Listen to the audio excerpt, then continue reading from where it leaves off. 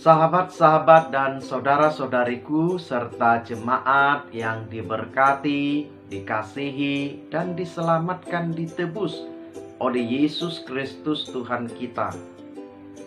Sahabat saudara-saudariku, jemaat, jika tadi kita sudah berdoa secara pribadi sejenak, marilah kita juga dengan kerelaan, dengan sukacita, bersama-sama mendengar, mempelajari dan merenungkan firman Tuhan, sehingga kita semakin dekat, semakin karib, bahkan semakin mengerti dengan kehendak Allah bagi kehidupan kita. Untuk itu, kita akan merenungkan dari Kolose 1 ayat 17. Demikian firman-Nya. Ia ada terlebih dahulu dari segala sesuatu, dan segala sesuatu ada dalam Dia.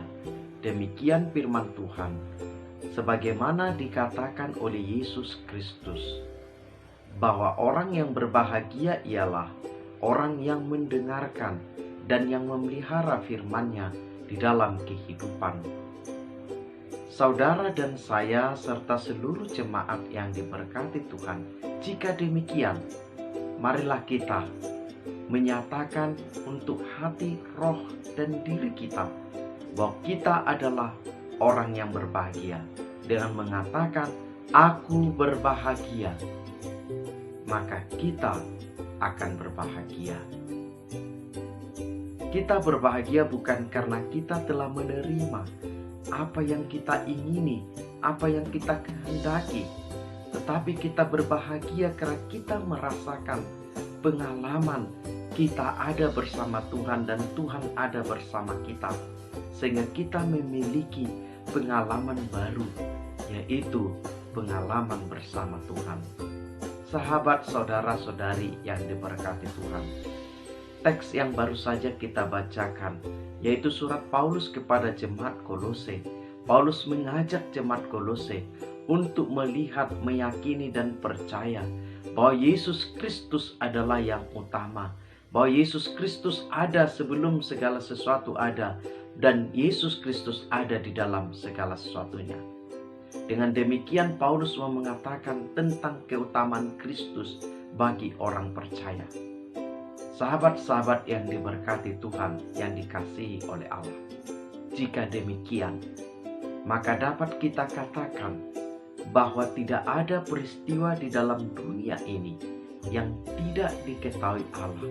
Tidak ada peristiwa kejadian yang terjadi di dalam hidup kita pribadi lepas pribadi yang tidak dibawa kuasa, kendali, dan pemeliharaan Allah. Untuk itu, meskipun kita di tengah-tengah wabah virus corona ini, agar kita jangan takut, jangan cemas, agar kita jangan menyerah, jangan kalah.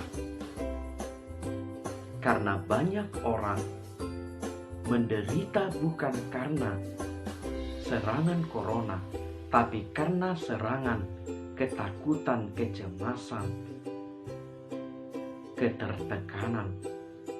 Untuk itu, saudara-saudari yang diberkati Tuhan, kita diajak melihat kuasa Allah yang mutlak, kuasa Kristus yang utama, tentang Ia yang bertata di dalam segala sesuatu.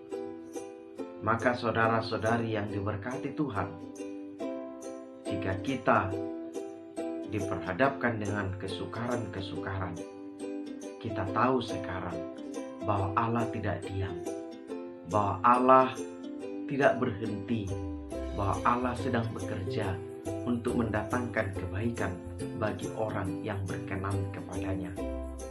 Sahabat, saudara-saudari yang diberkati, dikasihi, dan ditebus oleh Yesus Kristus Tuhan kita,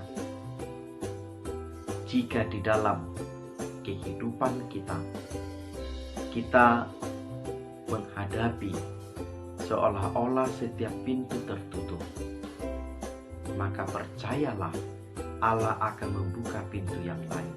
Setiap ada yang menutup, Allah akan membukakan yang baru.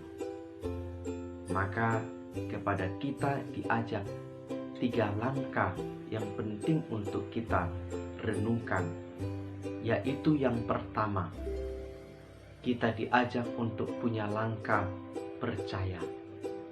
Sebagai orang-orang yang telah menerima Kristus, kita harus percaya dengan kuasa Kristus, bahwa kuasanya menaklukkan segala kuasa yang ada di kolong langit ini.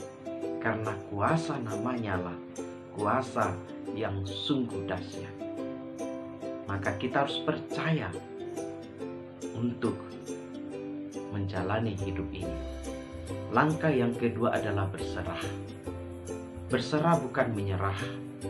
Berserah adalah mempercayakan kehidupan kita diurus, dipelihara, diberkati dan dibaharui oleh Allah. Berserah bukan menyerah karena tidak sanggup, tidak mampu. Berserah adalah kegiatan dan kekuatan untuk mempercayakan diri kita dikuasai, dipelihara oleh Allah. Dan yang ketiga ada langkah bersyukur.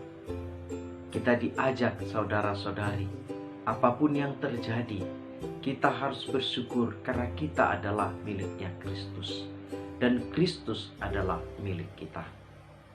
Dengan melatih diri bersyukur, dengan percaya dan berserah, kita memiliki 3 kekuatan untuk bisa melewati ragam kejenuhan, ragam hambatan, ragam persoalan, bahkan kebosanan.